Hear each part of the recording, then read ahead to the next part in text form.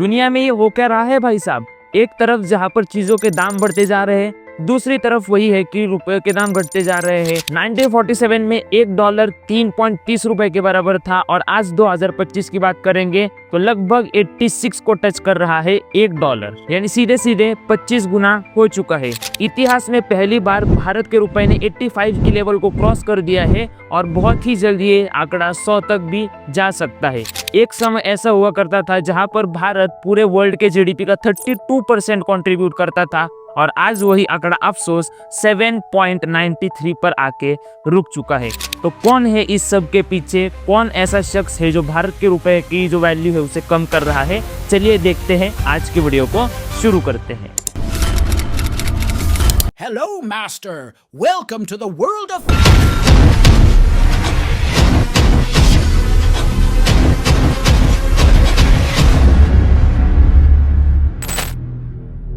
तो आज की इस वीडियो में हम बात करेंगे कि 1947 से 2025 तक जो रुपए और डॉलर की जो प्राइसेस है उनको डिस्कस करेंगे। दूसरे मुद्दे में बात करेंगे कि आखिर कितने डॉलर यानी कितने रुपए होता है, ये एक्चुअली कौन डिसाइड करता है।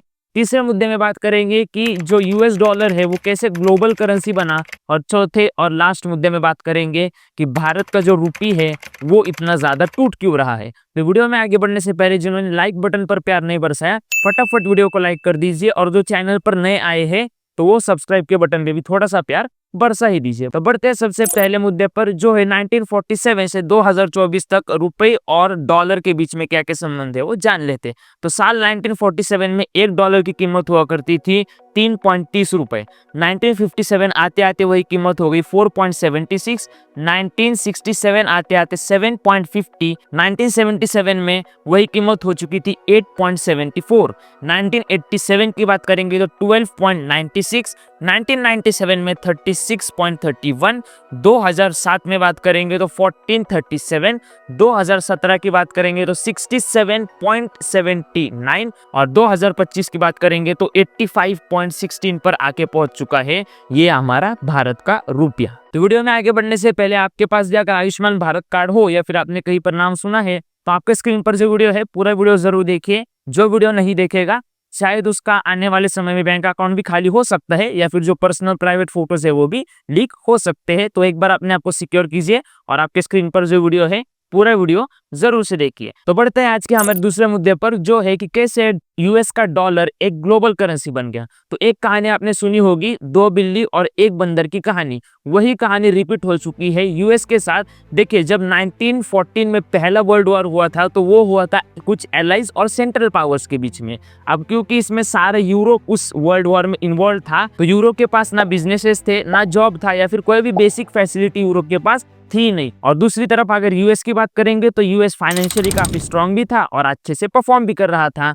तो जब वर्ल्ड वॉर का सिलसिला चल रहा था तो यूएस ने डायरेक्टली यूरोपियन कंट्रीज को कहा कि भाई साहब, आपको वॉर के लिए जो कुछ भी चाहिए वो हम आपको दे देंगे। आपको तलवारें चाहिए मिल जाएगी, टैंक्स चाहिए वो भी हम दे देंगे, गन्स चाहिए तो भी मिल जाएगी, और अगर कुछ बेसिक छोटी मोटी चीजें चाहिए तो वो भी हम दे देंगे।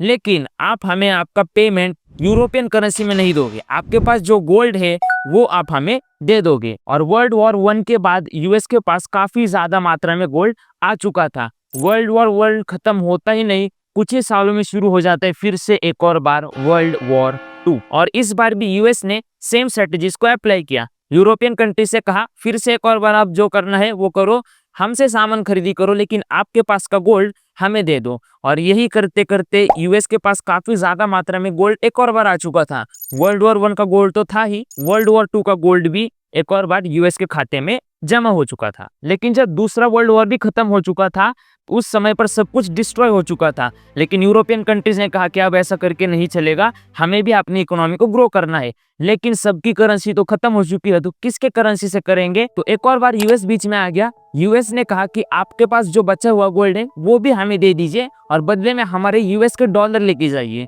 उसका आप उपयोग कीजिए एक दूसरे में ट्रेड करने के लिए। और सारी यूरोपियन कंट्रीज अपना गोल्ड लेकर पहुंच गई यूएस के पास। और यूएस ने कहा कि हम एक काम करते हैं, गोल्ड स्टैंडर्ड बनाते हैं, यानी क्या लगभग अगर आप हमें 2.5 तोला सोना दे दोगे तो हम आपको $35 देंगे, जिसकी कीमत उस समय पर हुआ करती थी 2,970 रुपए। और आज के हिसाब से बात करेंगे तो लगभग 2 लाख रुपए की कीमत ऑलरेडी उस सोने की चल रही है। लेकिन ये तो कुछ भी नहीं है। अगली बात जब आप सुनोगे तो आप हैरान हो जाओगे, क्योंकि यूएस के पास बहुत ही ज्यादा गोल्ड आ चुका था। बात करेंगे तो वर्ल्ड वॉर 1 का गोल्ड यूएस के पास था, वर्ल्ड वॉर 2 का गोल्ड भी यूएस के पास था, और जो करेंसी एक्सचेंज का गोल्ड है वो भी यूएस के पास था। और उस समय पर यूएस के पास लगभग 80% गोल्ड ऑलरेडी पहुंच चुका था। और यही सबसे बड़ा कारण रहा है यूएस डॉलर का एक ग्लोबल करेंसी बनने के पीछे। तो आईपीओ के लिए तो आपने बहुत बार अप्लाई किया होगा, लेकिन आपको आईपीओ मिल नहीं रहा होगा क्योंकि आप कुछ गलती कर लेते हो। क्या ऐसी गलती है जो आपको नहीं करनी है, या फिर कौन सी स्ट्रेटेजीज आपको लगानी है, वो अगर आपको जानना है तो आपके स्क्रीन पर जो वीडियो है पूरा वीडियो जरूर देखिए और आपके आईपीओ मिलने के चांसेस 99% कर लीजिए। तो बढ़ते हैं आज के हमारे तीसरे मुद्दे पर, जो है कि कितने डॉलर यानी कितने रुपए ये आखिर तय कौन करता है। तो ये जो सारा गेम होता है, ये सारा गेम है डिमांड का।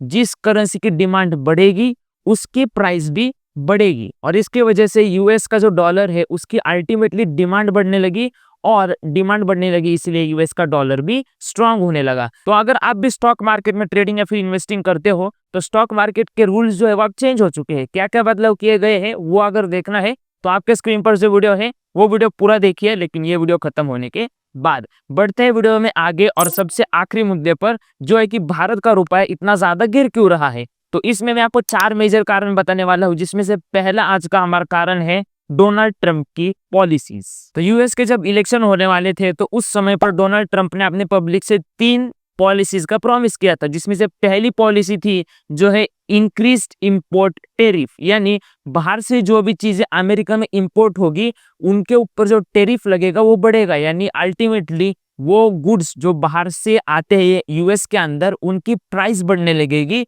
और धीरे धीरे लोगों में उसकी डिमांड कम होने लगेगी। दूसरी पॉलिसी जो ट्रंप ने प्रॉमिस की थी वो थी reduce in income tax in US. अब यूएस का इनकम टैक्स कम करेंगे तो क्या होगा, इन्फ्लेशन बढ़ेगा यूएस के अंदर। अब इन्फ्लेशन बढ़ेगा तो इन्फ्लेशन कंट्रोल करने के लिए सेंट्रल बैंक क्या करेगी, अपने जो इंटरेस्ट रेट्स है उनको बढ़ाएंगी। अब क्योंकि जब सेंट्रल बैंक इंटरेस्ट रेट्स को बढ़ाएंगी तो जो इन्वेस्टर है वो दूसरी कंट्रीज के मार्केट से पैसा निकालेंगे और यूएस के अंदर डाल देंगे, क्योंकि यूएस में काफी ज्यादा अच्छा उनको इंटरेस्ट मिल रहा है इसीलिए। और तीसरी पॉलिसी जो प्रॉमिस की गई थी वो थी स्ट्रिक्ट एचआईवी वीजा एलोकेशन, यानी क्या, जो बाहर से लोग आते हैं यूएस के अंदर उनके जो वीजा एलोकेशन है उस प्रोसेस को और स्ट्रिक्ट कर दिया जाएगा। ऐसा इसलिए ताकि जो भी करेंसीज है, यानी वो बाहर के जो लोग काम करने आएंगे यूएस के अंदर वो उनकी करेंसी लेकर आएंगे और उसके वजह से उनकी करेंसी की प्राइस बढ़ेगी, इसीलिए ये रूल्स को स्ट्रॉन्ग करेंगे। तो अल्टीमेटली यूएस का डॉलर है वो और स्ट्रांग होता जाएगा। और इसके पीछे का दूसरा कारण है स्टॉक मार्केट। अब स्टॉक मार्केट कैसे, मैं आपको बता देता हूँ। रिसेंटली आपने सुना होगा